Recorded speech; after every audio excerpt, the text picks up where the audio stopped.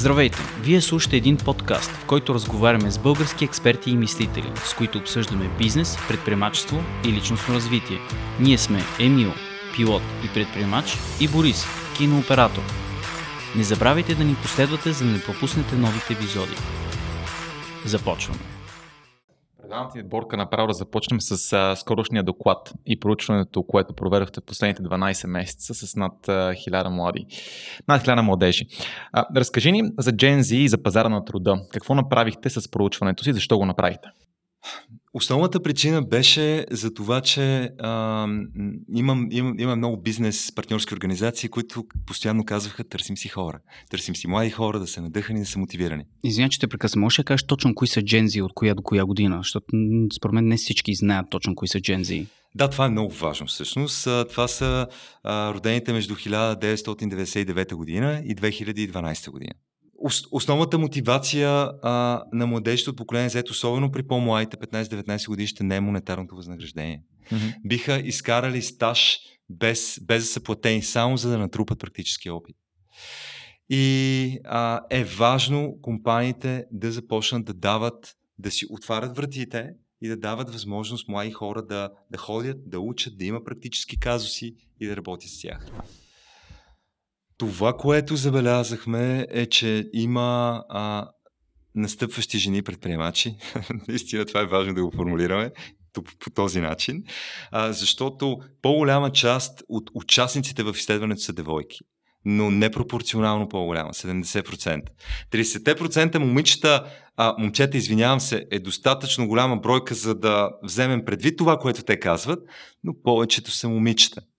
И това, което се вижда, е, че при 15-19 годишните като предпочитана форма за работа е предприемачество. По принцип, девойките са по-консервативни. По принцип, това е... то не е клише, нежния пол. И те малко по-трудно се решават да рискуват и да тестват каквото и да е било. Бизнесът си е малко повече мъжка енергия, каквото и да си говорим. Да. Което е прекрасно.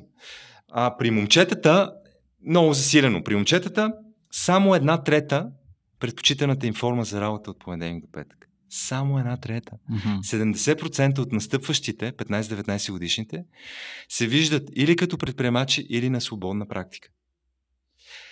И тук важното не е дали след 5 години ще се окажат прави младите и това, което предпочитат, дали ще се случи за тях. И дали ще започнат, наистина ще е толкова висок процент предприемачи и на свободна практика. Важното е, че те търсят начин на работа, който свързва с предприемачеството, който е предприемаческия дух. Тоест, те могат да работят и в компания, но организационната култура на тази компания е необходимо да бъде такава, че те да могат да се развиват. Това е номер 1, което се отбелязва. И какво търсят на работното място? Възможности за развитие и растеж. За тях е ключово, повече за девойките, не толкова за момчетата, работата в екип. Девойките са по-кооперативни. Момчетата са друг тип енергия има и всъщност то е по-скоро като приоритети. Естествено, че работата в екип е важно и за тях генерално. Това е нещото, което бизнесът трябва да си вземе. Как да се напасне, не да ги отрече и да каже: те след 10 години ще разберат, че предприемачеството не е толкова розово. 100% ще го разберат. Обаче, ако не се напаснат сега и да разберат как работи, как оперира един човек по най-добрия начин, ще ги загубят и няма да имат работна сила. Това е огромен проблем. Да. Другото нещо на 15-19 годишните е, че те са мисия, кауза ориентирани. Тоест, националното вече не е чак толкова важно. Гледа се много по-глобалното, гледа се света като цяло. Номер 1, което им липсва в образователната система на младежите, е финансова грамотност. Какво вкарват те в финансова грамотност като възприятие и дали го виждат като път към свободен живот, в който си прилагат си всички хобита, имат балансиран начин на живот и до там. Има някаква граница. Или го виждат като супер много пари, мултимилионни компании и така нататък. Това не знаем. Но това са отбелязали. И финансовата грамотност бие абсолютно всички навсякъде, във всички възрастови групи, независимо дали са момичета и момчета. Но има разлика при вторите и третите. Момичетата търсят предприемачество като модул, който искат да изучават. Т.е. те имат интерес, искат, което е прекрасно. Емоционалната интелигентност при момичетата е по-нависоко. При момчетата на второ и на трето място влизат неща, които са малко по-бизнес. Вземане на решения, всичко свързано с преговори, всичко свързано с това да бъдат по-добри на менеджерската позиция. Разликите мога да ви ги кажа кои са. Има такива.